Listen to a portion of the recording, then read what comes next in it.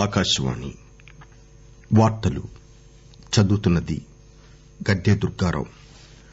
దేశ సమైక్యత సమగ్రతల విషయంలో ఎటువంటి రాజీకి తావులేదని ప్రధానమంత్రి నరేంద్రమోదీ ఉద్ఘాటించారు. పౌర సేవల దినోత్సవం సందర్బంగా ప్రజా పరిపాలనపై 2021 ప్రధానమంత్రి విశిష్ట సేవా పురస్కారాలను ప్రధానమంత్రి నరేంద్రమోదీ ఈరోజు ప్రదానం చేశారు. ఉక్రెయిన్ లోని మరియాపోల్ నగరం తమ ఆధీనంలోకి వచ్చిందని రష్యా ప్రకటించుకుంది. జాతీయ అప్రెంటిస్షిప్ మేళా 2022 ఈరోజు దేశవ్యాప్తంగా 700 చోట్ల జరిగింది. కొత్త ఢిల్లీలో జరిగిన కార్యక్రమంలో కేంద్ర నైపుణ్యాభివృద్ది శాఖ మంత్రి ధర్మేంద్ర ప్రధాన్ అప్రెంటిస్షిప్ మేళాను ప్రారంభించారు. జాతీయ కోవిడ్ రికవరీ రేటు 98.76% గా ఉంది. గత 24 గంటల్లో 2380 కొత్త కేసులు నమోదయ్యాయి. దేశ సమైక్యత సమగ్రతల విషయంలో ఎటువంటి రాజీకి తావులేదని ప్రధానమంత్రి నరేంద్రమోదీ ఉద్ఘాటించారు. జాతీయ పౌర సేవల దినోత్సవం సందర్బంగా ప్రజా పరిపాలనపై 2021 ప్రధానమంత్రి విశిష్ట సేవా పురస్కారాలను అందజేసిన అనంతరం మాట్లాడుతూ దేశమే ముందు అనే మంత్రంతో ఆవిష్కరణల మార్గం చూపిన నాయకుల వల్లనే దేశ నిర్మాణం జరిగిందని నరేంద్రమోదీ అన్నారు. ప్రతి ఒక్క ప్రభుత్వ అధికారి ఉద్యోగి దేశాన్ని కొత్త శిఖరాలకు చేర్చేందుకు కృషి చేయాలని ప్రధానమంత్రి పిలుపునిచ్చారు. 2021 సంవత్సరానికి గాను ప్రధానమంత్రి విశిష్ట పౌర పరిపాలనా పురస్కారాలను కేంద్రపాలిత ప్రాంతం లద్దాఖ్ వ్యవసాయ శాఖ అందుకుంది. లద్దాఖ్ లో మొక్కలను గాజు కట్టడంలో పెంచే గ్రీన్ హౌస్ ప్రాజెక్టును విజయవంతంగా చేపట్టినందుకు ప్రధానమంత్రి నరేంద్రమోదీ ఆ కేంద్రపాలిత ప్రాంత కార్యదర్శి రవీంద్ర కుమార్ కు అవార్డు అందజేశారు. అవార్డు కింద ఒక ట్రోఫీ, ప్రశంసా పత్రం, 20 లక్షల నగదు బహూకరించారు. లద్దాఖ్ లో ఇప్పటికే 315 గ్రీన్ హౌస్లున్నాయి. ఈ సంవత్సరం చివరికల్లా మరో 1000 నిర్మాణం పూర్తి చేసుకుంటాయి. ఈ నెల 25వ తేదీన 7వ విడత రైసీనా చర్చలను ప్రధానమంత్రి నరేంద్రమోదీ ప్రారంభిస్తారు. ఈ చర్చల్లో యూరోపియన్ యూనియన్ అధ్యకులు ఉర్సులా వోన్ డెర్ లియాన్ ముఖ్య అతిథిగా పాల్గొంటారు. దృశ్య మాధ్యమంలో జరిగే ఈ చర్చల్లో అనేక దేశాల మాజీ ప్రధానమంత్రులు, ఇతర ప్రముఖులు కూడా పాల్గొంటారు. ఈరోజు కొత్త ఢిల్లీలో విలేకరులతో విదేశాంగ శాఖ ప్రతినిధి అరిందమ్ బగచీ మాట్లాడుతూ 3 రోజుల పాటు ఈ చర్చలు జరుగుతాయని అన్నారు. ప్రజాస్వామ్యం పట్ల పునరాలోచన, బహుళపక్ష వాద ముగింపు, వాటర్ కాకస్, హరిత పరివర్తనల సాధనలతో పాటు 6 విస్తృత ఇతివృత్తాంశాలపై చర్చలు జరుగుతాయని తెలిపారు. 90 దేశాలకు చెందిన 210 మంది వక్తలు ఈ చర్చల్లో ప్రసంగిస్తారు. ప్రపంచ సమాజం ఎదుర్కొంటున్న అత్యంత తీవ్రమైన సమస్యలపై జరిగే బహుళపక్ష సమావేశాలను రైసీనా చర్చలుగా పిలుస్తారని మా ప్రతినిధి తెలియజేస్తున్నారు. ఉక్రెయిన్ లోని మరియాపోల్ నగరం తమ ఆధీనంలోకి వచ్చిందని రష్యా ప్రకటించుకుంది. అక్కడున్న అతిపెద్ద అజోస్తల్ ఉక్కు కర్మాగారంతో సహా మరియాపోల్ రేవు నగరం తమ నియంత్రణలోకి వచ్చిందని రష్యా రక్షణ శాఖ మంత్రి సెర్గీ షోయిగు సమాచారం ఇచ్చిన వెంటనే దేశాధ్యకుడు వ్లాదిమిర్ పుతిన్ సంతోషం వ్యక్తం చేశారు. అజోవ్ సముద్రం ఒడ్డున ఉన్న మరియాపోల్ నగరం పూర్తిగా మాస్కో నియంత్రణలోకి రావడం రష్యాకు అతిపెద్ద వ్యూహాత్మక విజయంగా భావిస్తున్నారు. తూర్పు ఉక్రెయిన్ లో ఉన్న రష్యా అనుకూల వేర్పాటువాదుల ప్రాంతాలకు అనుబంధంగా ఉన్న క్రిమియాను మరియాపోల్ నగరం సులభంగా అనుసంధానం చేస్తుంది.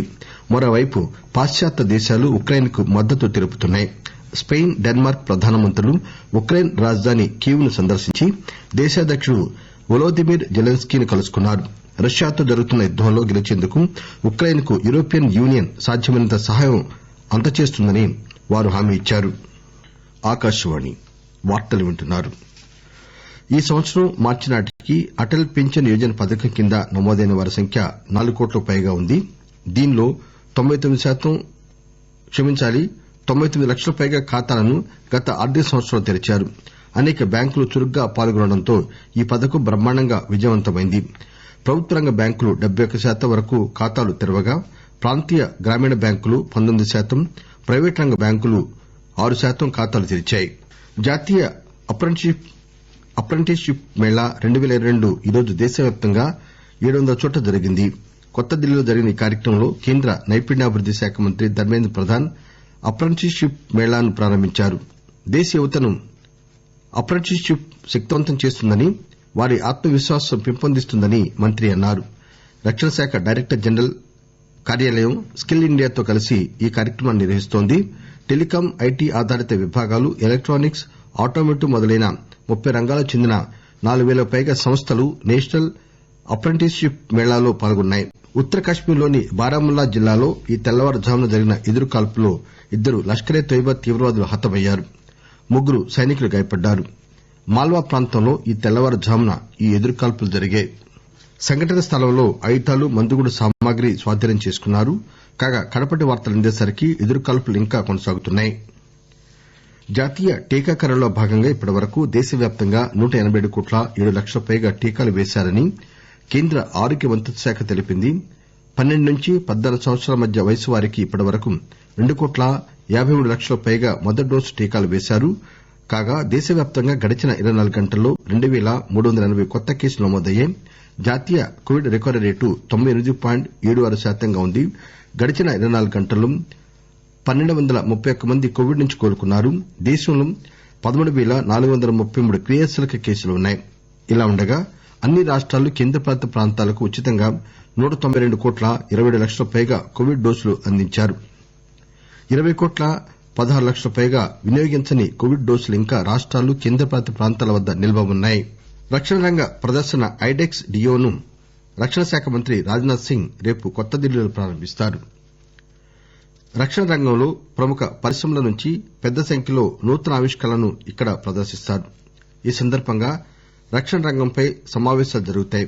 అనేక ప్రకటనలు జరుగుతాయి. ఐడెక్స్ డియో సహకారంతో అంకుర పరిశ్రమలు వ్యూహాత్మక ప్రదర్శనలు నిర్వహిస్తాయి. బొంబాయి స్టాక్ ఎక్సేంజ్ సూచీ సెన్సెక్స్, అలాగే జాతీయ స్టాక్ ఎక్సేంజ్ సూచీ నిఫ్టీలు 1.5 పాయింట్లు తగ్గి ఈరోజు లావాదేవీలు ముగించాయి. సెన్సెక్స్ 874 పాయింట్లు నష్టపోయి 57,900 పాయింట్లు పైగా ముగియగా నిఫ్టీ 256 పాయింట్లు నష్టపోయి 17,400 పాయింట్ల వద్ద ముగిసింది. సంతోష్ ట్రోఫీ కేరళలో జరుగుతున్న Santosh trophy foot ball championship final group పోటీల్లో కొట్టపాడి స్టేడియంలో ఈ సాయంత్రం జరిగిన మ్యాచ్ లో మణిపూర్ గుజరాత్ ను 2 గోల్స్ తో ఓడించింది. పైనాడ్ స్టేడియంలో ఈ రాత్రి 8 గంటలకు జరిగే మ్యాచ్ లో నిన్నటి విజేత సర్వీసెస్ తో కర్ణాటక జట్టు తలపడుతుంది. ఈ సంవత్సరం మార్చి నాటికి అటల్ పింఛన్ యోజన కింద నమోదైన వారి సంఖ్య 4 కోట్లకు పైగా ఉంది.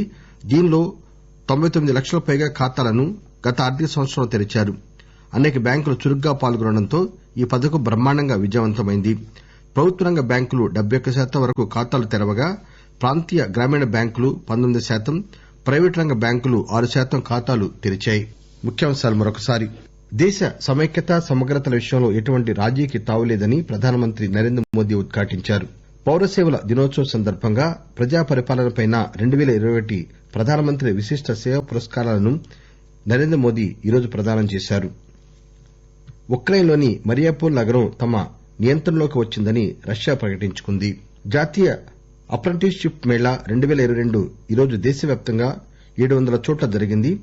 కొత్త ఢిల్లీలో జరిగిన కార్యక్రమంలో కేంద్ర నైపుణ్యాభివృద్ది శాఖ మంత్రి ధర్మేంద్ర ప్రధాన్ మేళాను ప్రారంభించారు.